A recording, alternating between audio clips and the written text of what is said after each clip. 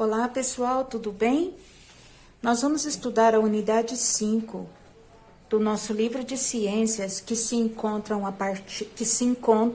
a partir da página 71, Conservação dos solos. Nós podemos ver aqui as ondas que batem centenas de milhares de vezes por dia nesse solo. E esse impacto das ondas nesse solo está causando um desgaste nesse solo.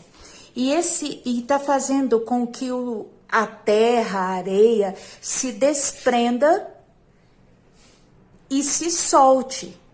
Então, o impacto que essas ondas estão causando aqui é a erosão, ou podemos falar também o desprendimento do solo. Como a água e os ventos podem afetar o solo? Bom, nós podemos imaginar que um solo, para se desgastar com a água e com o vento, ele leva milhares de anos. Mas nesse caso aqui, a quantidade de vezes que essa onda bate aqui por dia é muito grande. Então, isso aqui é rapidinho. Então, a água e os ventos desgastam o solo lentamente. Só que, quando acontece igual às ondas, que bate centenas de milhares de vezes por dia, esse processo é bem rápido e vai causando cada vez mais um desgaste.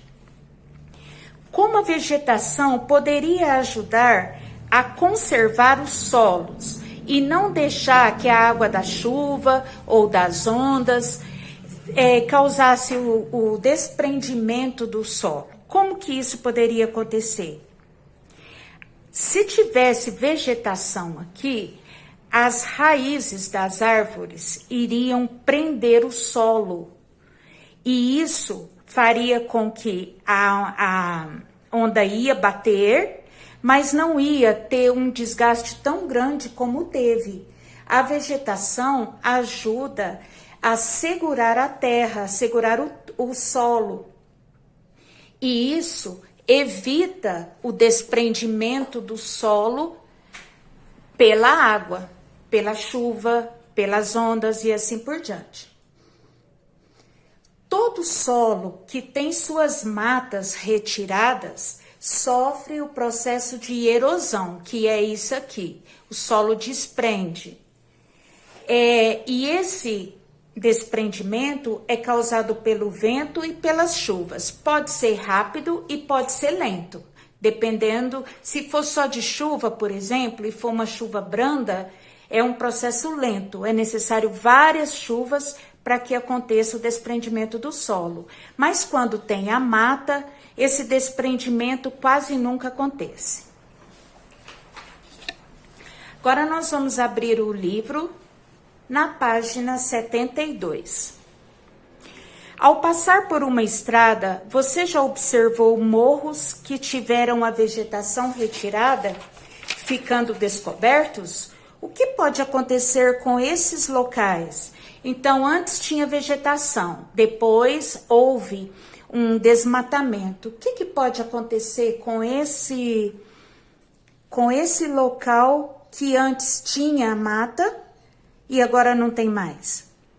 Pode haver o quê? Um deslizamento. A gente sempre está vendo na televisão deslizamento de morros, causando vários acidentes em rodovia, ou as casas que são construídas nos morros, quando a chuva vai causando o deslizamento da terra, essas casas que foram construídas nesses morros, elas caem, elas se soltam, matando muitas pessoas. A gente sempre vê isso daí na televisão.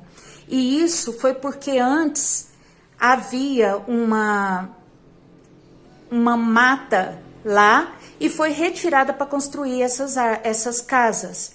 E isso fez com que o solo ficasse meio solto. Então, todas as vezes que chove, ele se desprende um pouquinho. E se a chuva for forte, ele desprende totalmente, causando vários acidentes.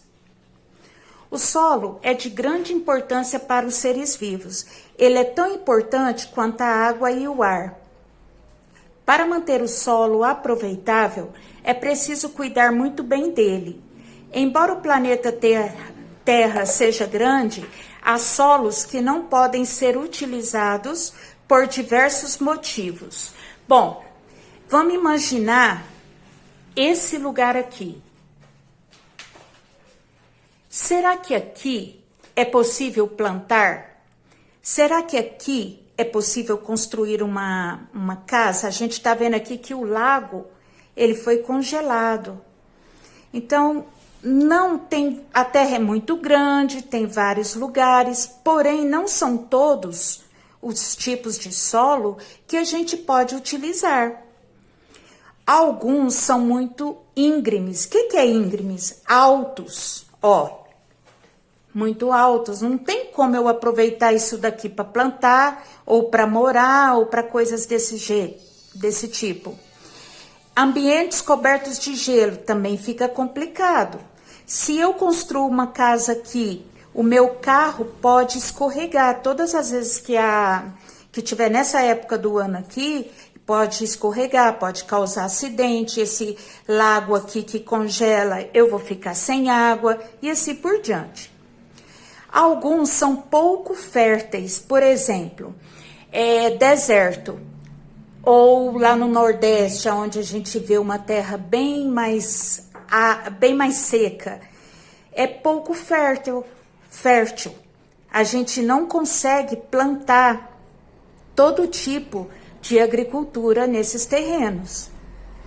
Ou estarem degradados, ou seja, estragados ou contaminados. Às vezes eles estão perto de um rio que as pessoas jogam produtos agrícolas nesse rio ou jogam venenos, e isso faz com que a água fique contaminada. E automaticamente o solo que está ao lado desse rio também fica contaminado. Agora a gente vai falar um pouquinho sobre as formigas. Aqui a gente tá vendo uma colônia. Colônia é o coletivo de formigas. Aqui a gente tá vendo uma colônia de formigas cortadeiras. Olha o tamanho dela, é a maior já registrada no solo brasileiro. Ela foi descoberta e registrada, olha a foto dela. E também catalogada. Então, essa é a maior colônia de formigas cortadeiras. Bom, agora nós vamos para a página 74. As formigas cortadeiras, gente, são também chamadas de formigas agricultoras. Elas desenvolvem uma agricultura na qual elas pegam esse fungo aqui, esse negocinho branco aqui da planta e transforma ele em alimento.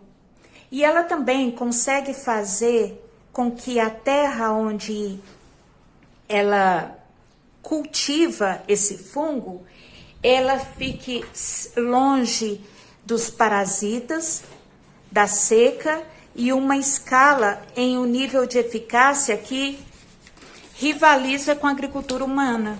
Ou seja, é bem parecido com a agricultura humana, porque ela consegue livrar esse solo aqui, o seu cultivo, de doenças. O homem também faz isso. Ela livra o solo dos parasitas, da seca. O homem bate defensivo agrícola e consegue controlar as doenças da agricultura, consegue controlar os parasitas nas folhas. Com a seca, ele consegue resolver esse problema através da irrigação. E por isso que as formigas cortadeiras são comparadas aos seres humanos no sentido de agricultura. Eu espero que vocês tenham entendido e é isso aí que a gente tem para hoje. Um beijo!